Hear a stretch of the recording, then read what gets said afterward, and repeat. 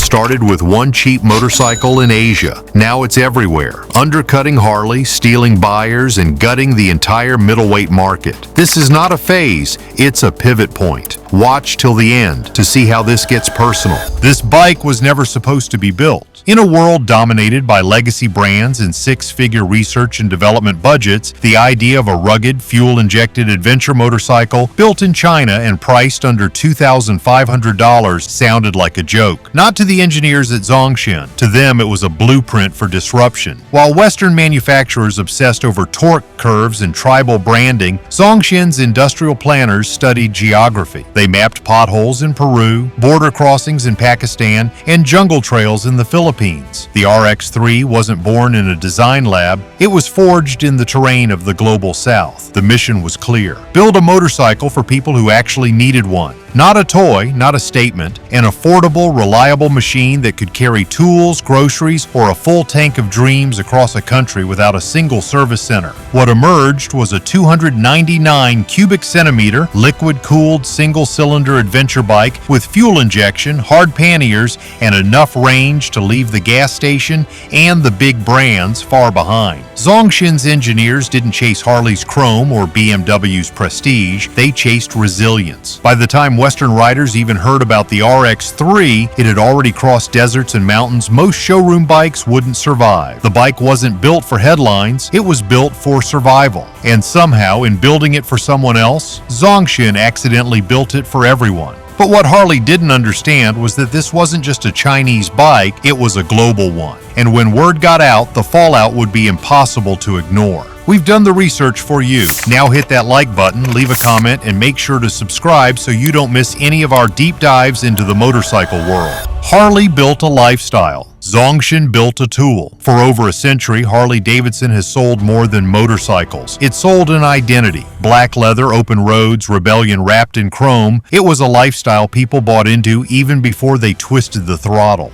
The problem is, that lifestyle doesn't carry you across Mongolia. It doesn't get 50 miles per gallon. It doesn't start on the first push when it's freezing outside. That's where the RX-3 leaves Harley in the dust. Not metaphorically, but functionally. Start with price. For less than $2,500, the RX-3 comes equipped with aluminum panniers, a skid plate, crash bars, and a tall windscreen. Harley's entry-level bikes, when they still existed, could barely match that price even without luggage, and even then they weren't made for dirt roads or unpredictable climates. Harley built bikes for curated highways. Zongshen built one for everywhere else. Then there's weight. The RX-3 clocks in at just under 400 pounds wet, meaning it's light enough for new riders, nimble enough for off-road, and easy to pick up if dropped. Most Harleys tip the scale well beyond 550 pounds. Fuel range? The RX-3 gets over 200 miles per tank. Some Harleys don't even reach half that before thirsting for another fill-up. Even maintenance favors the underdog. Parts for the RX-3 are modular, interchangeable, and globally sourced. Owners across continents swap components with basic hand tools. Harley's parts, on the other hand, often require dealership visits, proprietary tools, and premium pricing. One bike says, "We'll ride anywhere." The other says, "Come back when you can afford to." Still, many riders in the US assumed this was a fringe movement. A few YouTubers, some overland weirdos. Then something changed. Because the RX-3 didn't just stay overseas, it landed on their doorstep. If you're still riding, ride smart. Our favorite gloves, jackets, and tools, all linked in the description. The day it crossed the Pacific, Zongshen never made a dramatic entrance into the Western market. No splashy press releases, no Super Bowl ads, just a quiet alliance with California-based CSC Motorcycles, who began importing the RX-3 under their own name. Suddenly, American riders could legally register, insure, and ride a $2,000 ADV bike on US roads. No tricks, no bait and switch, just a legit road-ready machine that matched Harley's lowest price point and outclassed it in every metric that mattered. It spread by word of mouth, adventure forums, budget touring blogs. CSC RX-3 searches spiked. Dealerships didn't see it coming because it never went through them. Riders ordered direct. Bikes showed up crated on pallets, delivered to doorsteps. Some assembled them with a wrench set and a YouTube video. Others hired local mechanics and still paid less than half of what they would have for a used Sportster. This wasn't just a new motorcycle, it was a new sales model. Zongshen's strategy skipped Harley's bloated distribution network entirely. No dealer fees, no showroom pressure, no leather jackets upsold at the counter, just the bike, the box, and the road. The RX-3's Western invasion wasn't loud, but it was surgical. Within months, budget-conscious riders, dirt road explorers, and even retired Harley owners were posting side-by-sides comparing their new CSCs with their former V-twins. The verdict? One looked cool, the other actually got them where they wanted to go. And while Harley's execs clung to quarterly projections, Zongshen didn't even have to say a word. The message was already out. The future isn't American-made or dealership-approved. It's crated, affordable, and quietly taking over your backyard. But while Zongshen gained ground, Harley still had its defenders. The next part of the story? That's where loyalty gets tested and where it starts to break. The death of the entry-level Harley. Harley-Davidson once claimed it wanted to grow the next generation of riders. But when they killed off the Street 500 and Street 750, that promise was buried alongside their only affordable entry-level bikes. These machines weren't perfect. They were heavy for their displacement, struggled with fit and finish, and didn't fully satisfy cruiser purists. But they served a purpose. They offered a path into the Harley ecosystem for under $10,000. And now, that path has vanished. For riders priced out of Harley's higher-end models, the Street Series represented accessibility. Dealerships across America pushed them during promotions, and riding academies used them for training. Then in 2021, Harley quietly pulled the plug. No successor, no transition, just silence. And while Harley claimed it was focusing on core models, what they really did was hand their entry-level market to someone else. That someone was Zongshen. The RX-3 didn't need to match Harley in nostalgia or sound. It needed to do one thing: fill the void Harley left behind. For just over $2,000 in emerging markets and under $4,000 in the US through CSC Motorcycles,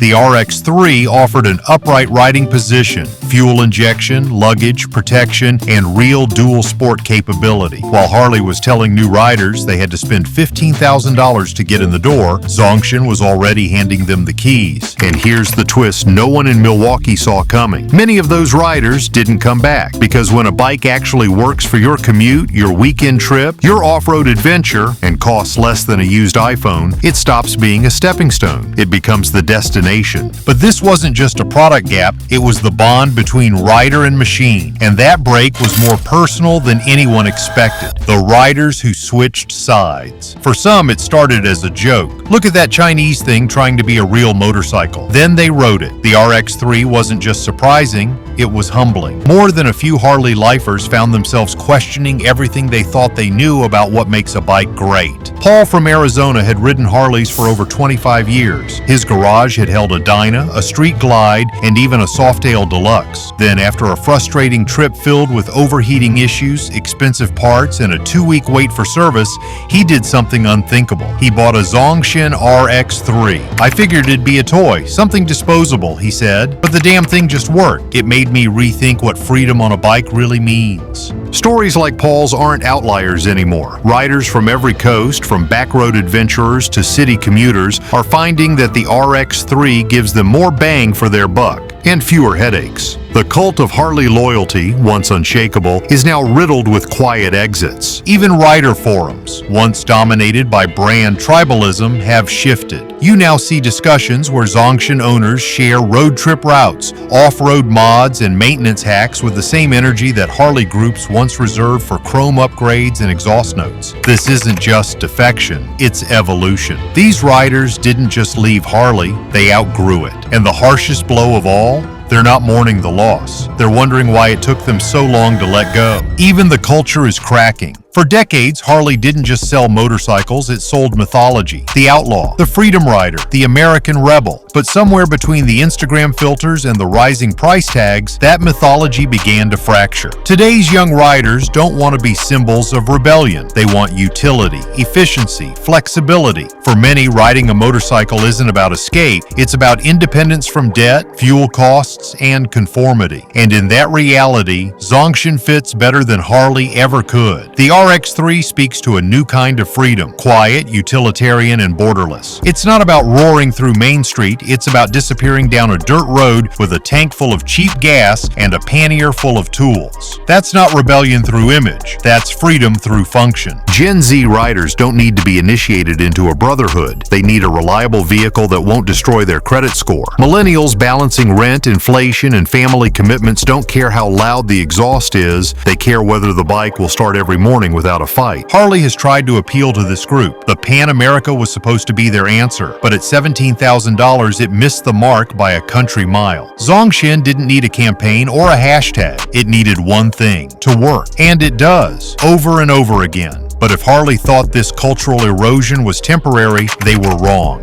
Because this wouldn't just shift values, it would shift the entire economic foundation beneath them. Harley can't match the math. Harley-Davidson doesn't just lose to Zongshen on price, it loses on physics, logistics, and arithmetic. Manufacturing insiders have warned for years that Harley's domestic production model was becoming unsustainable. The average Harley requires multiple outsourced components, crisscrossing global supply chains before final assembly in the United States. Each bolt, bracket, and tank polish adds to a bloated cost structure designed for an era when branding outweighed efficiency. In contrast, Zongshen operates within a vertically integrated industrial grid. From frame welding to engine casting, nearly every component is built in-house or sourced within the same economic zone in Chongqing. Labor costs are dramatically lower. Energy is subsidized. Freight distance is minimal. What Harley pays for final stage polishing, Zongshen uses to produce entire motorcycles. Economists tracking cost per unit comparisons have observed a brutal asymmetry. A Zongshen RX series bike can be produced, crated, and shipped for less than Harley's cost of just building a base model gas tank.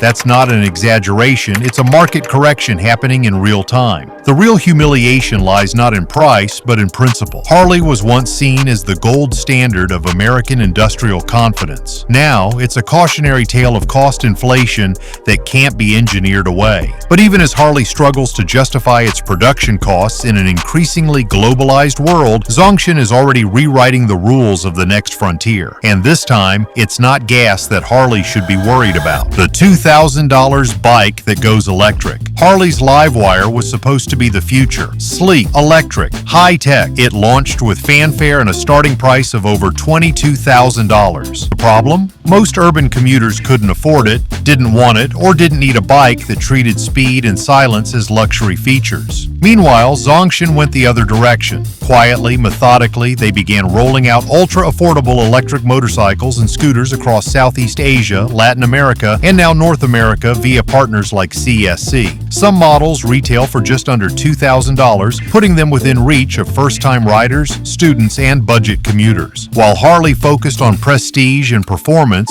Zongshen focused on access and infrastructure.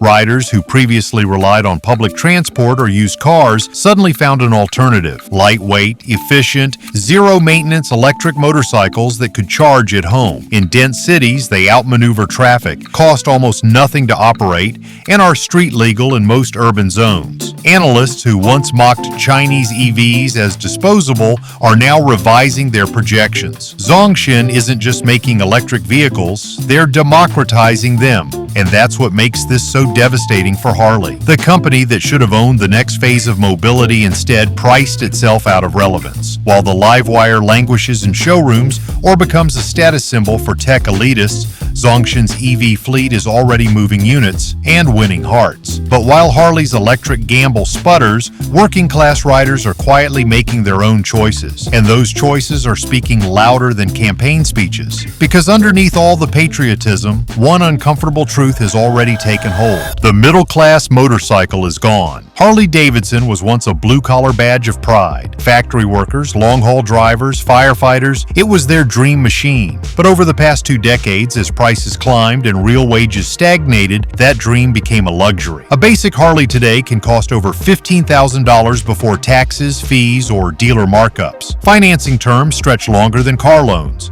Maintenance costs soar. Insurance rates creep up. For many middle-class Americans, Harley-Davidson is no longer a product, it's a memory. Zongshen saw what Harley missed. While the motor company targeted aspirational affluence, Zongshen went straight for function, price, and durability. Their motorcycles aren't symbols, they're solutions. No one needs to aspire to own a Zongshen. They just need a ride to work, to school, to freedom. And the shift isn't just economic, it's emotional. Riders who once saved for years to buy a used Sportster are now realizing they can ride farther, faster, and cheaper on a brand they once mocked. The betrayal isn't abstract, it's personal. It's a factory worker staring at a Harley showroom and realizing he can no longer afford the machine he used to help build. It's a rural rider calculating whether he'll even find parts for his old Softail now that service departments are vanishing. It's the feeling of being priced out of your own lifestyle. That pain doesn't show up in stock reports, but it's there, in forums, in Facebook groups, in Craigslist listings. And that pain? Zongshen didn't cause it. They simply offered a way out, because when Harley abandoned the middle class, Zongshen didn't steal their market, they earned it. Honda, KTM, and Suzuki respond. For years, the established giants in the motorcycle industry watched the rise of Chinese brands with quiet amusement. That silence has now turned into frantic boardroom meetings. Honda, KTM, and Suzuki, 3 of the most influential names in global motorcycling, are being forced to do something they never expected: adapt to a new threat from below. The Zongshen RX-3's success and the broader wave of ultra-affordable, feature-rich motorcycles from China have put pressure on companies that once believed prestige and legacy were enough to hold market share. They were wrong. Honda, long considered the king of reliability and mass production, has started rolling out stripped-down models in Southeast Asia and Latin America that are conspicuously more affordable and purpose-built than their Western counterparts. Models like the Honda CB150X and the new budget-level ADV 150 are not just functional, they are direct countermeasures. Internally, executives have acknowledged that the Chinese pricing model is forcing them to re-engineer supply chains for smaller displacement bikes they previously considered too niche for mass export. Honda is even experimenting with semi-knockdown kits in Africa and India, an old tactic revived in response to Chinese flexibility. KTM, ever the performance-oriented brand, has also shifted its strategy. By deepening its partnership with Bajaj Auto in India, a collaboration that already manufactures KTM's 200-390 series, it's finding new ways to offset Chinese price pressure without gutting the brand's off-road credibility. But behind closed doors, KTM has begun early talks with at least one Chinese manufacturer for co-developing a dual-sport model that could be sold under a sub-brand. A few years ago, that would have been unthinkable. Now it is survival. Suzuki's move is perhaps the most revealing. After years of slow innovation in the budget and middleweight segments, the company is reportedly reviving plans for a new global small displacement platform, aimed at markets where Zongshen, Lifan, and Longqing are gaining ground. Cost-cutting is no longer optional. Suzuki is reallocating R&D away from large displacement cruisers and pushing engineers to design modular chassis systems that can be built cheaply but scaled across continents. But while manufacturers scramble to pivot, a storm is brewing in Washington. And this time, the reaction won't come from engineers. It will come from politicians. The political fallout. When American riders start favoring bikes built in Chongqing over machines built in Milwaukee, it stops being just a market story. It becomes a political one. The rapid rise of Zongshen and other Chinese motorcycle exporters has triggered a new wave of protectionist rhetoric from both sides of the aisle. Lawmakers who once barely acknowledged the motorcycle sector are now scrambling to wrap themselves in the flag and call for a defense of American steel. But the truth is far more complicated and far more dangerous. Congressional hearings have already begun exploring the impact of low-cost Chinese motorcycle imports. Representatives from states with legacy Harley-Davidson plants are pushing for new tariffs, citing national pride and domestic job losses. Proposals include reclassifying Chinese-made motorcycles as strategic products, subject to special import restrictions, an echo of previous efforts to block Huawei and TikTok. In campaign speeches, presidential candidates now invoke Harley-Davidson alongside Ford and Caterpillar when talking about the erosion of American industry. The symbolism is too potent to resist, but the policy suggestions have a problem. Reality: Harley-Davidson has long outsourced key components to overseas suppliers. Even some of their final assembly occurs outside the United States. Attempting to penalize Chinese motorcycles without implicating Harley's own global sourcing opens the door to hypocrisy. Lobbyists for Harley-Davidson are already warning lawmakers to tread carefully. If the government starts slapping tariffs on low-cost motorcycles, it might accidentally hit Harley's own hybrid supply chains. That would backfire. Meanwhile, Chinese manufacturers are not standing still. Some are quietly exploring assembly plants in Mexico, Thailand, or even the southern U.S., where right-to-work laws make operations politically safer. If Zongshen can check the assembled in North America box while maintaining its low prices, the political argument falls apart. The political backlash is real, but it is not coherent. That makes it more dangerous. In a desperate attempt to preserve a shrinking legacy, lawmakers may create a policy mess that harms both consumers and manufacturers. And while the political class argues, workers are taking to the streets, because to them, this isn't just about trade, it's about survival. Labor's new frontier. At a shuttered assembly plant in Kansas City, a former Harley-Davidson worker stands outside the gates holding a sign that reads, "We built the dream. Who gets it now?" This isn't a media stunt, it's a reality check. Across the country, blue-collar workers tied to the motorcycle industry are realizing that the fight they thought they already won, fair wages, union power, and industrial pride, might be slipping away again. Only this time it's not happening because of automation. It's happening because of China. Union leaders are divided. Some blame Harley's executives for focusing too heavily on branding and too little on innovation.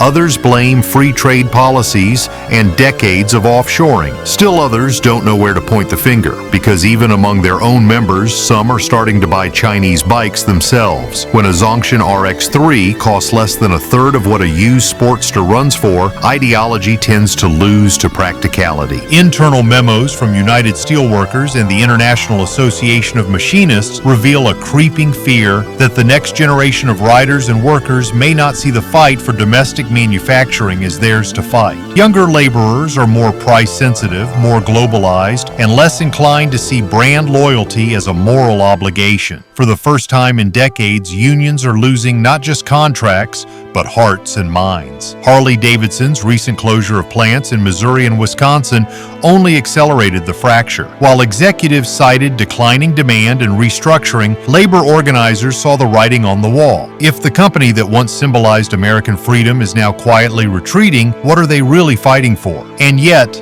something deeper is happening. A small but growing number of union chapters are shifting their message, not to defend Harley, but to defend mobility access. They argue that the fight isn't about the factory logo, it's about making transportation affordable and sustainable for working people. It is no longer a defense of a brand, it's a defense of an idea. But that idea now lives in a strange limbo. Riders, workers, and even lawmakers must decide, is freedom defined by where a bike is built, or who it's built for? If you found this insight valuable, hit that like button, drop your thoughts in the comments, and subscribe for more content that saves you time and money on the best bikes out there. What will riders choose now? For decades, freedom on two wheels meant roaring down a highway on a chrome-drenched cruiser, engine thumping, American flag fluttering in the background. But freedom looks different now. It might look like a Zongshen RX-3 sitting in a driveway in rural Oregon, or a CSC RX-4 charging at a solar station in Arizona. It might be less noisy, but it's more accessible, and that changes everything. Riders are being asked a question they've never really had to answer before. Is the bike you ride a symbol of who you are,